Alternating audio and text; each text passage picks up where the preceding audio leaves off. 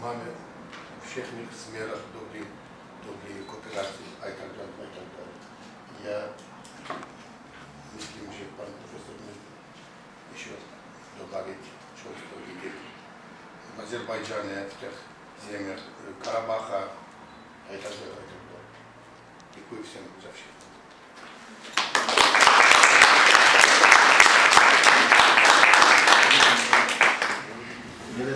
Milí studenti, moje přímluva bude trošku improvizovaná a já jsem trošku překvapen, že tady trošku na mě zůstalo zbytečně moc prostoru.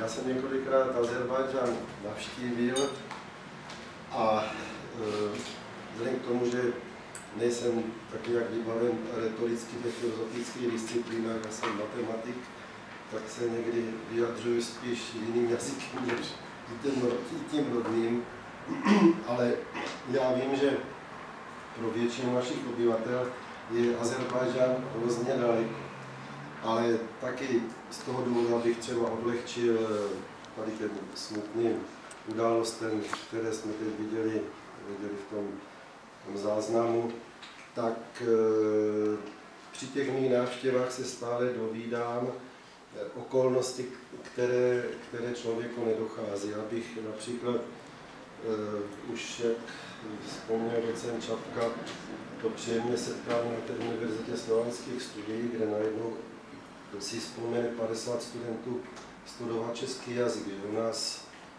si vzpomene učit se azerbajdžánsky, to je turečtina vlastně.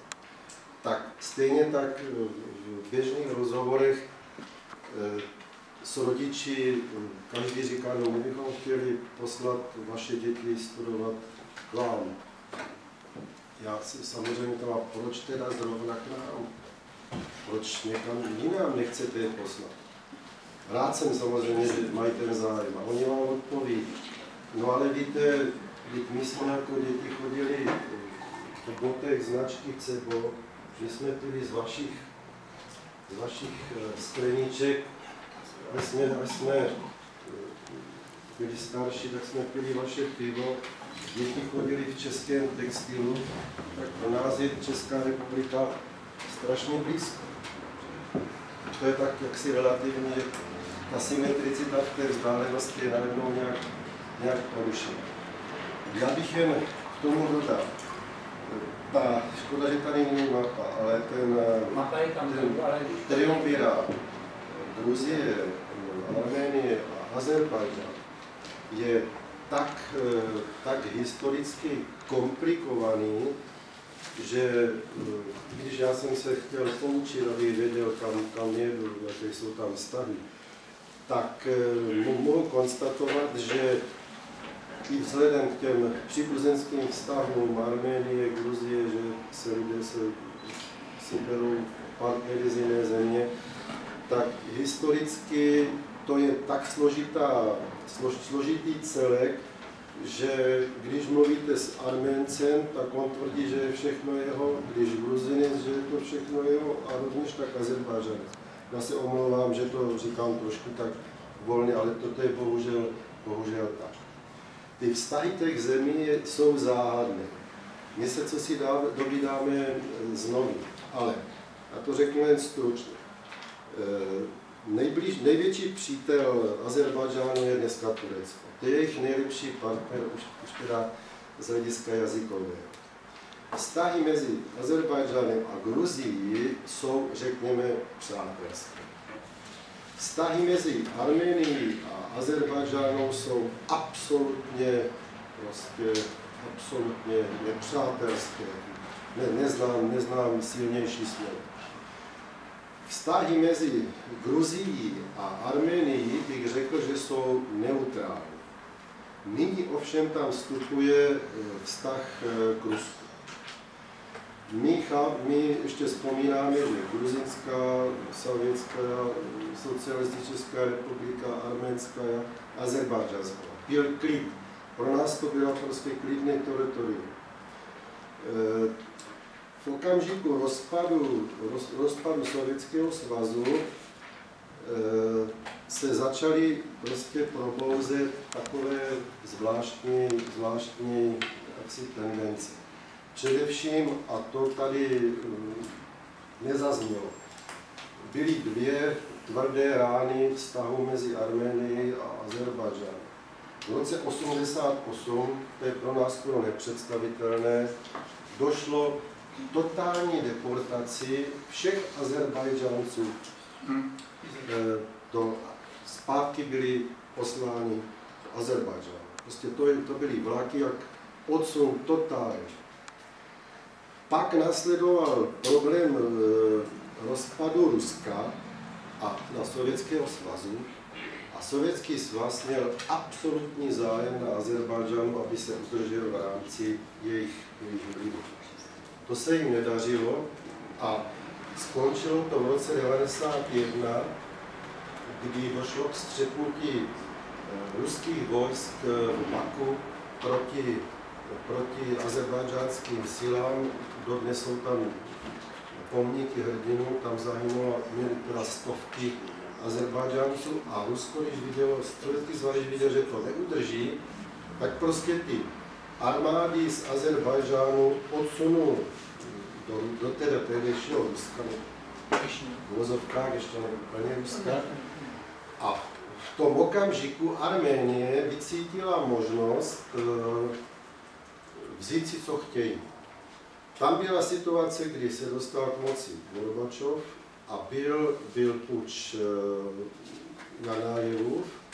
V okamžiku, kdy ten Janajev se dostával k moci, čili když se to vrátilo do těch původních vztahů, tak opět Arménci hledali přátelské vztahy k Azerbajdžánu. V okamžiku, kdy se k moci dostal Gorbačov, dokonce kolegové teda hovoří o tom, že ta arménská mafie, světově teda známá, nějak přemluvila Gorbačova a v tom okamžiku, kdy v Azerbajdžánu nebyla vlastně sovětská vojska, ta podtáhla s veškerou technikou, tak Arménie, kde byl tehdy pluk tankový, ruský, zasáhla z Arménie do oblasti Náhorního Karabachu.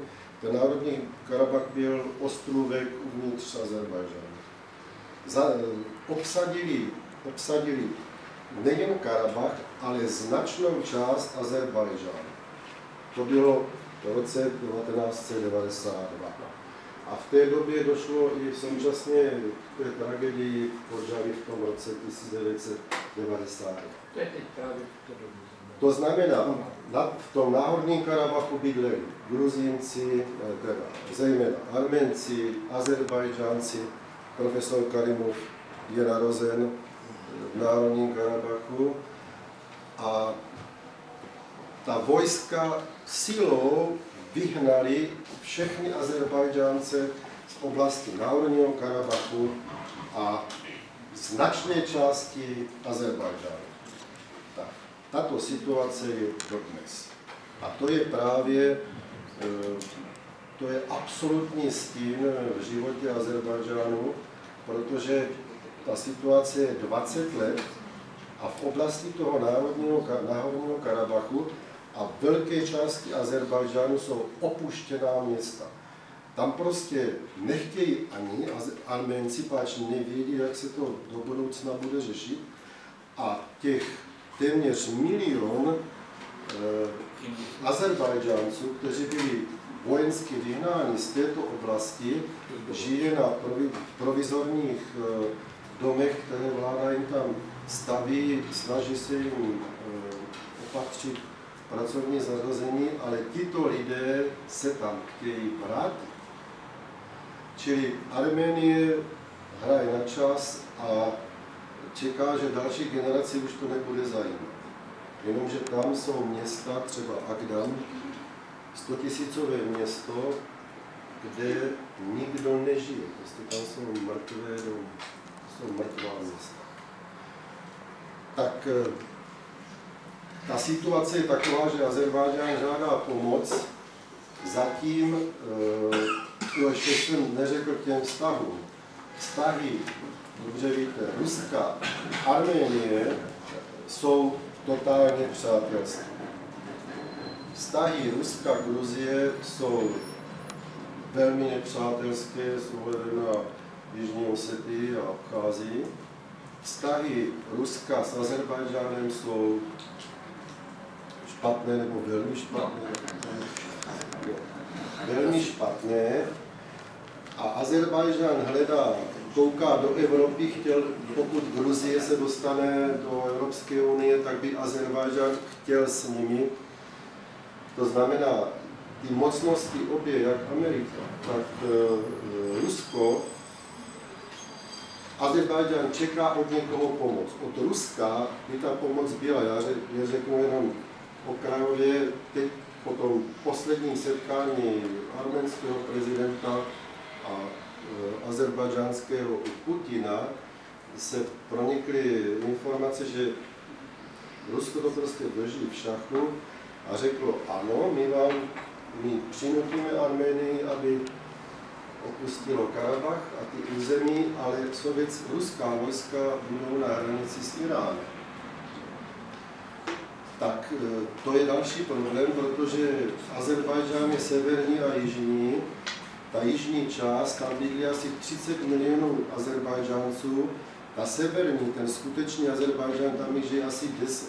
Toto se rozdělilo ještě dohodou mezi ruským carem a iránským šachem v minulém století.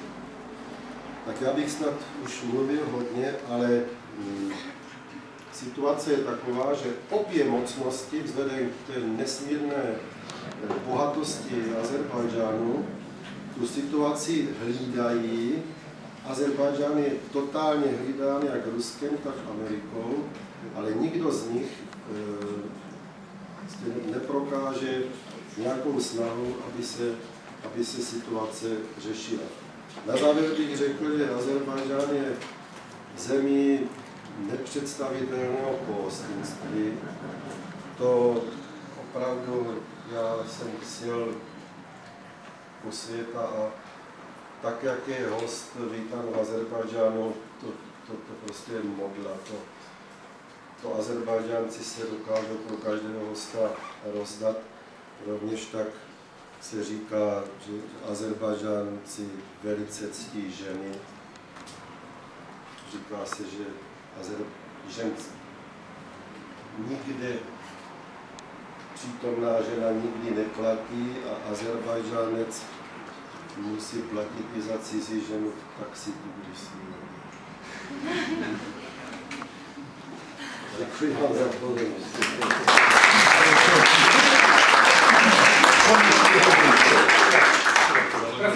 Я очень благодарен вам, профессор Иван Мезник, очень благодарен Франчисе Чапко, нашей господину, очень благодарен профессор нашей декана,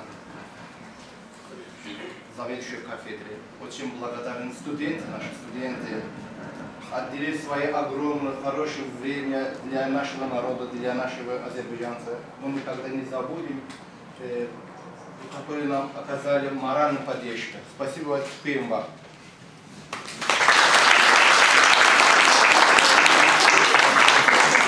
Já bych se pokusil trošku tu oficialitu jaksi odlehčit. Вопрос будет.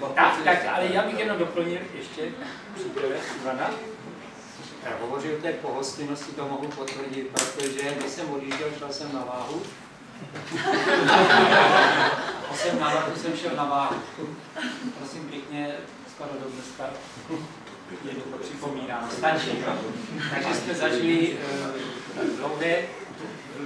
pozdní večerní hodin pracovní jednání.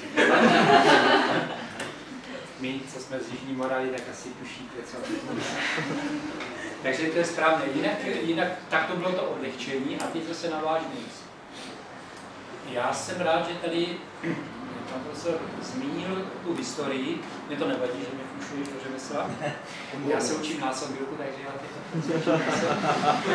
ona totiž 2x2 nemusí pořád platit 4. To jsme si řekli, že?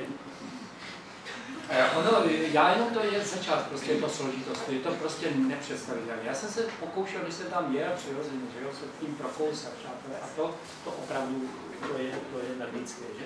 Prostě, víte, uvědomte si, my tady žijeme Češi, Němci, já bych to přirovnal. My jsme měli, kde tam,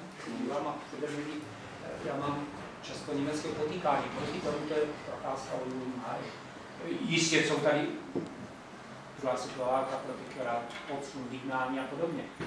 Ale ve skutečnosti, co tyto národy, myslím obecně, nejen staví, ale ty kavkazské národy museli prožít tu složitost, pronikání těch mocenství, to je tam neskutečné a ono to bohužel pokračuje. Víte?